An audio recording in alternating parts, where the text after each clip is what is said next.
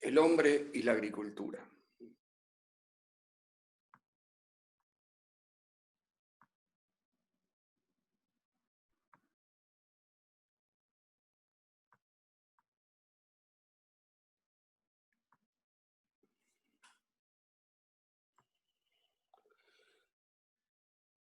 Desde que comienza la agricultura, el hombre empezó a tener la posibilidad de garantizar su alimento. Antes de eso, el hombre era un cazador-recolector. La historia del hombre sobre la Tierra es mucho más antigua. Hablamos de 100.000 y más años que ya hubo homínidos inteligentes sobre la Tierra y más o menos 100.000 años atrás ya hay un dominio absoluto del Homo sapiens. Comienza a desarrollarse un lenguaje importante, aparecen las artes rupestres, es la época de las migraciones, donde las distintas poblaciones humanas se van diseminando por la Tierra, por el planeta, sobre todo a partir de África hacia Eurasia, y a través del estrecho de Bering entran a América. En unos 12.000 años atrás está el gran descubrimiento del hombre, que es cómo hacer para controlar el ciclo vital de otras especies. Descubre cómo es la vida de los vegetales, la diseminación de los vegetales, y comienza a controlar la vida de esos vegetales en lo que hoy llamamos agricultura. Cambió radicalmente la forma de vida del hombre, porque fue dejando paulatinamente de ser cazador-recolector como lo más importante para conseguir su alimento, a cultivar el suelo. Y eso obligó a que para cuidar los vegetales que estaba cultivando y los animales que también estaba criando, tenía que moverse menos, hasta que llegan asentamientos permanentes. En medida que aparecen los asentamientos permanentes, comienzan también a aparecer otras artes y oficios que el hombre fue aprendiendo y desarrollando. Aparecen las cerámicas más importantes, aparecen otras artes en el tejido y las carpinterías. Ya habían aparecido antes también cuando era cazador-recolector, algunas cosas que tenían que ver con el tejido, pero se desarrolla más importante en los asentamientos, los primeros asentamientos urbanos que van progresando. Se desarrolla la escritura y inventos tan revolucionarios como la rueda. Y también hace unos 5.000 años aparecen los primeros instrumentos de labranza más sofisticados para lo que era ese momento. El primer arado para que se era un palo. Y estos se fueron sofisticando hasta llevar arados de tiro, que eran de tiro inverso. El mismo hombre era el que hacía la fuerza motriz caminando hacia atrás, tirando del arado, y posteriormente usa la fuerza de los animales para realizar las labranzas. El lugar donde se desarrolló esto, en principio, es lo que llamamos la medialuna de las tierras fértiles, ahí en el área de la Mesopotamia, que queda encerrada entre los ríos Éufrates y Tigris. Ahí se realizaron las primeras agriculturas, que posteriormente migraron hacia casi todas partes cercanas al principio y posteriormente más lejanas. Así donde más se desarrolló fue a partir de esa migración de la agricultura en el Valle del Nilo, unos 3.000 años antes de Cristo, en el Valle del Indo, hay unos 2.700 años antes de Cristo, podemos pensar que es contemporáneo, la civilización en China de Yang, 1.500 años antes de Cristo, la civilización minoica, unos 2.000 años antes de Cristo, los olmecas en el Golfo de México, 1.000 años antes de Cristo, la civilización Chavín en Perú, por lo menos 1.000 años también antes de Cristo comenzó el desarrollo de la agricultura en América. si seguimos también esta línea de tiempo, vemos como el avance fue muy rápido en los últimos años, pero tardó muchísimo tiempo en desarrollarse algo en que escribir que no fuera el cuero, o las piedras, o la madera. Se desarrollaron algunos modelos de fabricación de papel que no llevaban, si bien se había hecho el papiro, en un momento era muy utilizado, que era un papel vegetal, que desarrollaron en Egipto, pero se usó otros métodos que duraban más.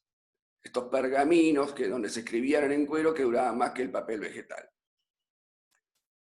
En el año 1400 comienza una revolución también en lo que es las comunicaciones, porque los libros hasta el momento y los pergaminos, todos se transcribían de uno a otro a mano, toda la escritura era a mano. Comienza la imprenta, el invento de Gutenberg, la imprenta con los tipos intercambiables. Ya antes existían los sellos, pero los sellos no son intercambiables y es un sello para cada símbolo.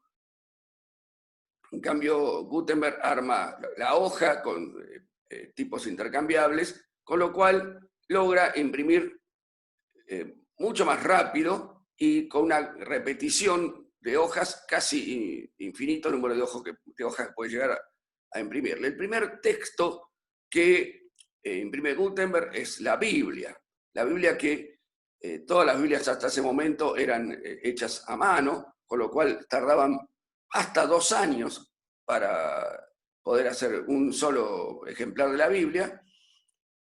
Gutenberg hace esta Biblia y además, que es la Vulgata, tiene anotaciones y parte en el idioma del lugar.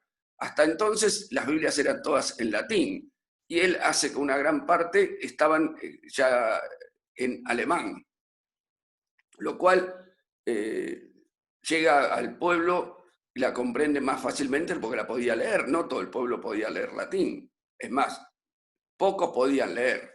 A partir de la imprenta comienza también la difusión de la necesidad de aprender a leer y escribir más profundo dentro de la sociedad. Esto hace que la evolución del conocimiento sea muy rápido y la comunicación de los avances en el conocimiento también fue llegando de un lado a otro a través de la escritura. Así, en el año 1700, en los años 1700, comienza a aparecer el primer motor que se movía gracias al calor. Era un motor de combustión, el primer motor de combustión externa.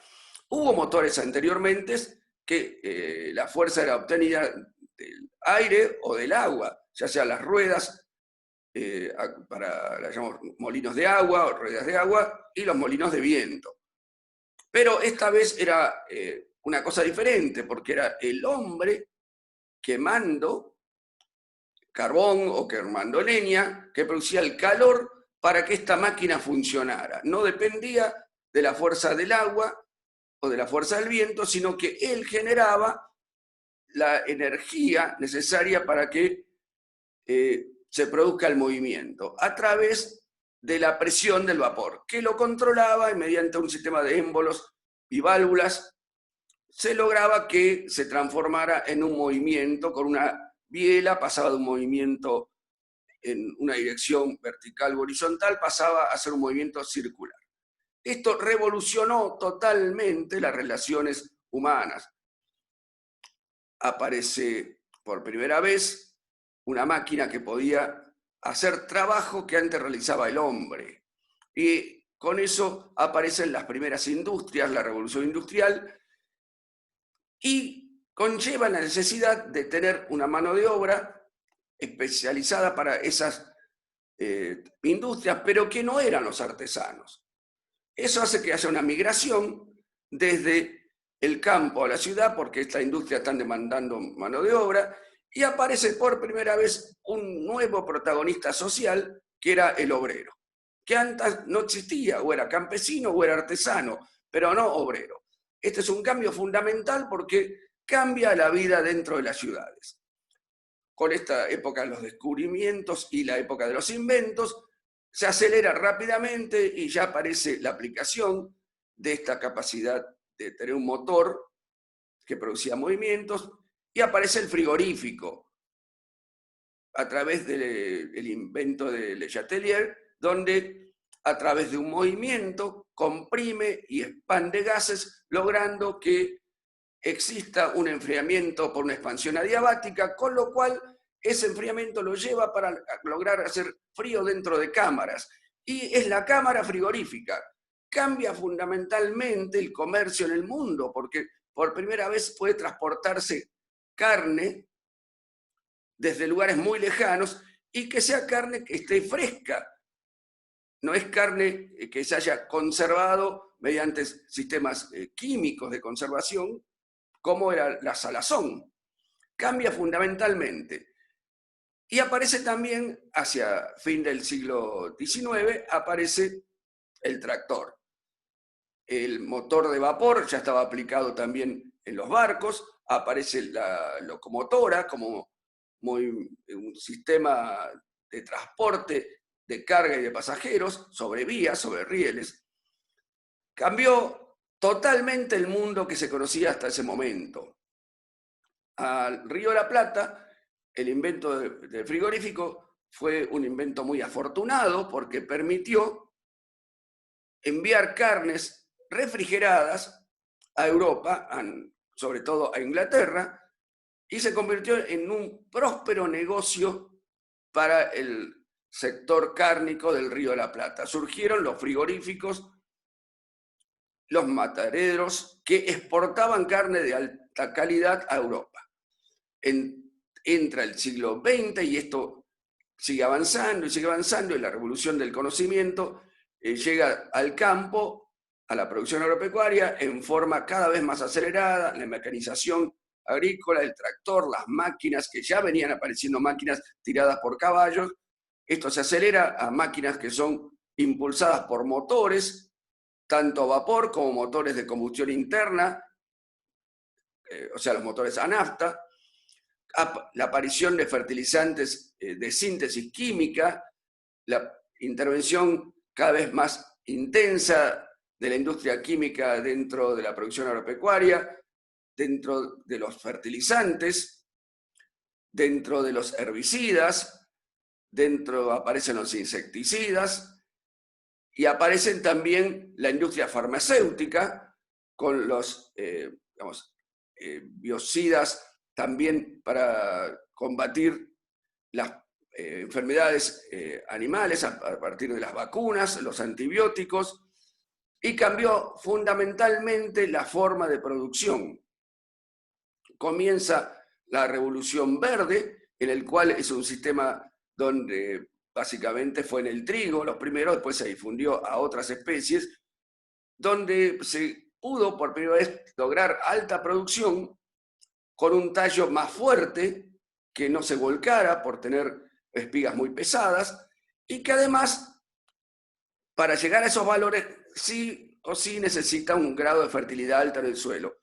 Es un paquete que necesita un grado de fertilidad alta, que el cual, si no lo tiene ese suelo, por una forma biológica se puede lograr. Si no se lo ha logrado por esa forma biológica, habrá que aplicar fertilizantes para continuar con esa aparición de nuevas variedades cada vez de mayor potencial de producción. Aparece la computación para manejar grande cantidad de datos, con lo cual también es mucho más rápido el avance del conocimiento.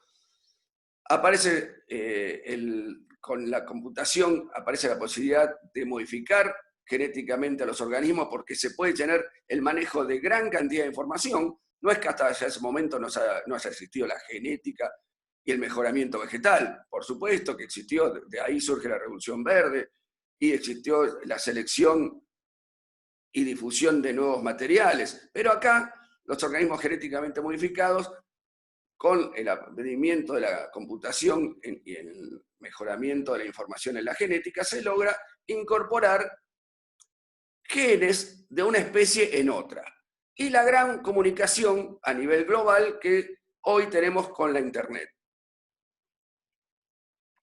Y ya estamos llegando al siglo XXI. ¿Qué es la agricultura? Bueno, la agricultura desde las primeras épocas garantizó la capacidad del hombre para tener alimento.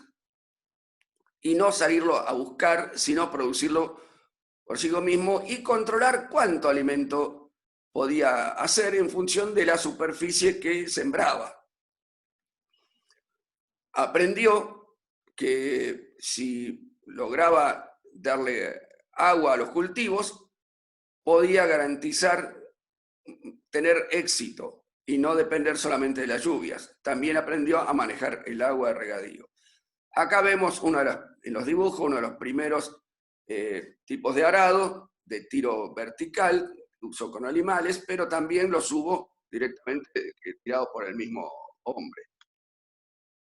Vemos algo de la agricultura en terrazas, que garantizaba poder regar y controlar los escurrimientos, y también el agua que iba en regadío. Esta es la agricultura sudamericana, de agricultura que se desarrolló sobre los Andes, en los pueblos andinos. Maravillosa agricultura, con una tarea de sistematización de las tierras muy, muy importante. Y acá abajo vemos agriculturas ya con instrumentos de labranza muy grandes, tirados por tractores, con grandes superficies cultivadas. Acá tenemos cultivo de arroz con implantación manual sobre tierras ya inundadas. También el arroz se puede sembrar primero y se inunda a posteriori. Y acá tenemos el uso de que son agroquímicos, en este caso líquidos, que están pulverizándose sobre un cultivo. Las primeras escrituras que ha revolucionado la comunicación entre los hombres, porque ya no hacía falta la presencia física de un hombre para transmitir la información a otro, sino que quedaba en un lugar físico donde podía ser leído por otro. Hubo distintos tipos de escritura con distintas características, distintos tipos de símbolos.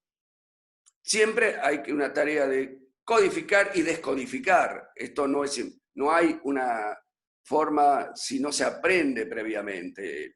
El arte de la escritura y el arte de la lectura llevan un entrenamiento previo, que es una codificación y descodificación.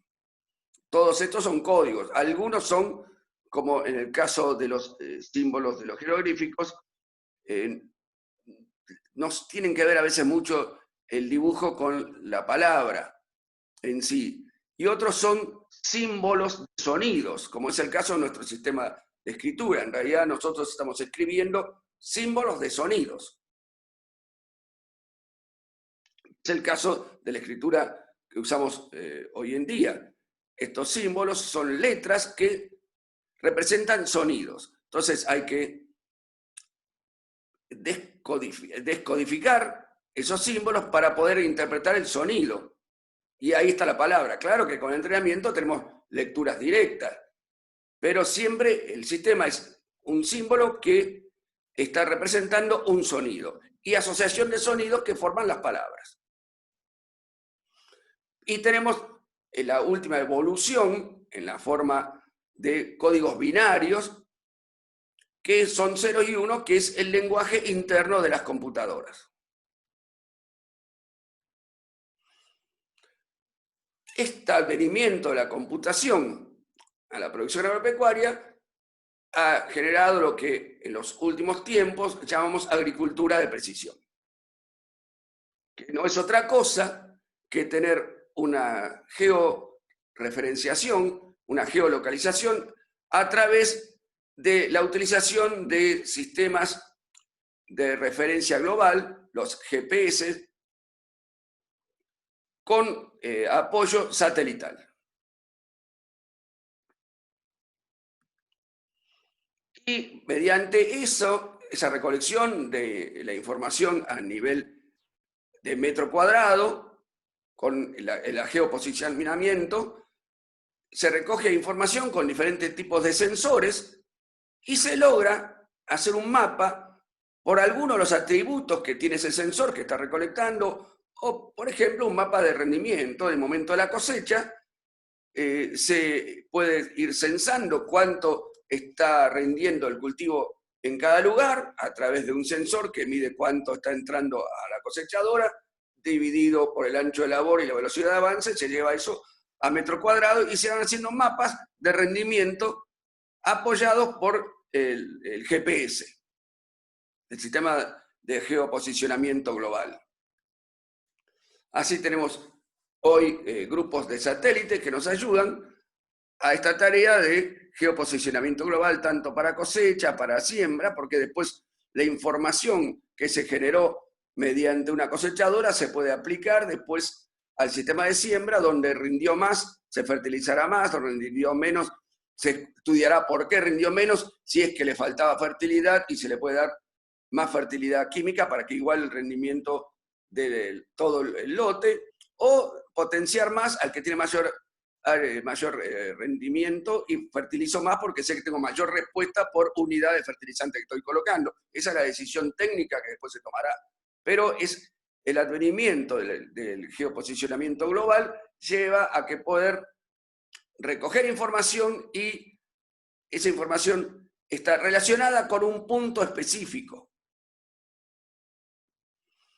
Acá tenemos un sistema que pretende medir algunas de las propiedades del suelo en tiempo real, también ayudado con esa información registrada con un geoposicionamiento. En este caso, se mide a través de una conductancia, se estima, en función de la humedad que tenga el suelo en ese momento, cuál sería el valor de nitrógeno que tiene ese suelo en ese lugar, pero por supuesto esto tiene que calibrarse para cada tipo de suelo y para cada grado de humedad. Y acá tenemos lo que es imprescindible, porque los datos solos no se interpretan, y la acción requiere antes una toma de decisión. Y acá tenemos al ingeniero agrónomo con el productor discutiendo el tema y llegando a ofrecerle distintos criterios y explicaciones para que el productor tome la decisión de lo que va a hacer. Bueno, muchas gracias.